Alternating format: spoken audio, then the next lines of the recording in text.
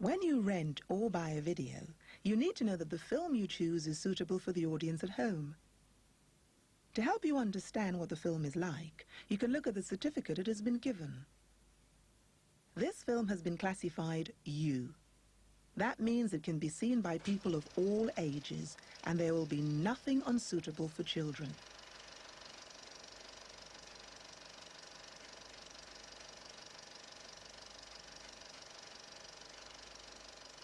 Video certificates are there to give you the chance to make the right choice. In 1984, the Video Recording Act came into action. This made distributing any film that had not been classified illegal. This formed a list known as the Video Nasties.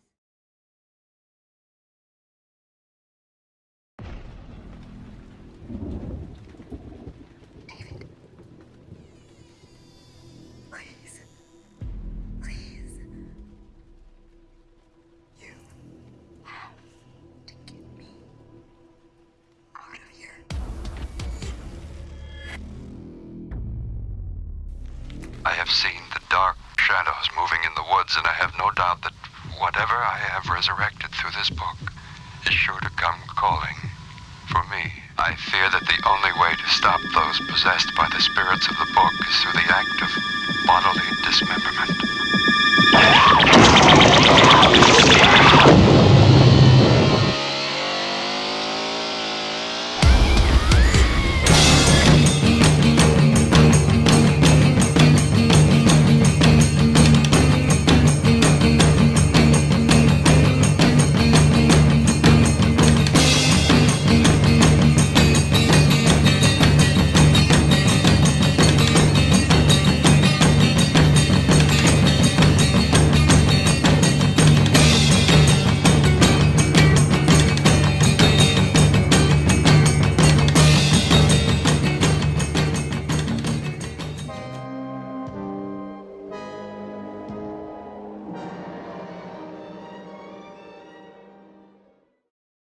Horror films that were made certainly 30 years ago, which are reliant on effects, can look and generally do look very dated. You know, science fiction films are the same as well. I mean, and as I said, people's familiarity with CGI and with greater advances in sort of practical effects as well means that they're then less likely to be shocked by that type of material. Probably more likely to be provoked to laughter by some of it, because it just some of it just does look inept and risible,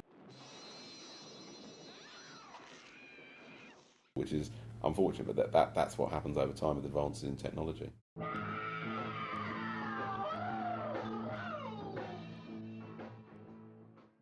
So-called video nasties basically were, well, as you know anyway, it became a catch-all term that was applied by the media to sort of, it became almost like horror videos were defined as that. What video nasties really were those titles which were on the Director of Public Prosecution's list of titles which would be considered for prosecution under the Obscene Publications Act. And this was Section 2, which was basically the works would be committed for trial. And there was a list which obviously over the years was whittled down as they got acquitted, and as the number of acquittals perhaps rose, and the DPP's view was they didn't stand a greater than 50% chance of getting prosecuted. The concerns then in the early 80s were very much about the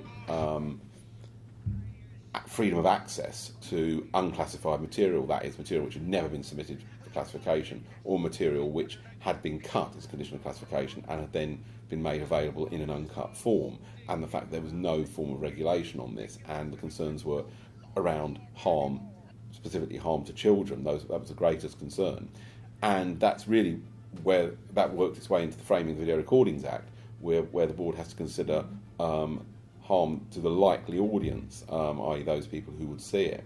As to what's out there, as far as the concerns over video, unclassified videos, which led to legislation, at the moment there are concerns. I mean, you read in the papers of concerns about things like mobile phones and children having access to sort of material which they can just sort of download on their mobile phones. So yes, there are concerns, and the government clearly has a concern over that.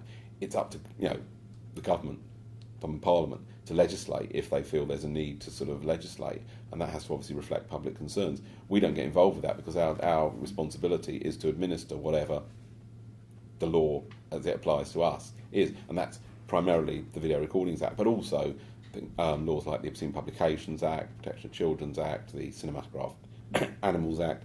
All of these have to be sort of taken into account, but it's really down to Parliament to legislate if those areas become a public concern. I think concerns seem to revolve around things like the internet in terms of access, unwanted access, the possibilities of children meeting, the big story is paedophiles on the internet, people who conceal their identities, invent identities, that type of thing. So there are obviously concerns related around that. It's just really up to Parliament as to what they choose or how they choose to legislate in those areas. We don't have any active role in that. What about stuff like zombie flesh eaters and all that sort of stuff? Nah, they're stupid. They're not realistic, are they? My mum don't really let me, but I watch them when she's not in. I prefer horror films. Why is that? Because they're more scarier, more threatening and more blood. In 1981, so I think 81 or 82, I can't remember actually, although I wasn't around at the time. But at the time when the film was classified in the early 80s, obviously the board, which is still responsible on film as a delegated authority to classify a film on behalf of local authorities. So the concerns were really over whether this was suitable to be released in its uncut form to local authorities. We had to consider whether the local authorities would consider an uncut version to be suitable. It was cut not by actually that much on film at that time, and it obviously attracted controversy because it was one of the titles that was actually originally seized. The thing with horror films is, this was quite interesting, is that in terms of effects and the sophistication of the way in which the films are made, audiences develop over time. I don't think it's so much desensitisation. I think they become more familiar with certain types of effects. So what was quite impactful or shocking at the time may not now look as credible or realistic. And in some cases, I wouldn't say necessarily with Evil Dead, the effects may look quite risible and quite sort of cheap. And well, this is, I think, why my view is why, and it's probably true, why all the 80s horror films are remade now, because I don't think you would get an audience of the age of the people who watched the film at the time sitting down in great numbers to watch the original film they were released. Things like the Nightmare on Elm Street film, Texas Chainsaw Massacre films, all of these, they can use more sophisticated effects.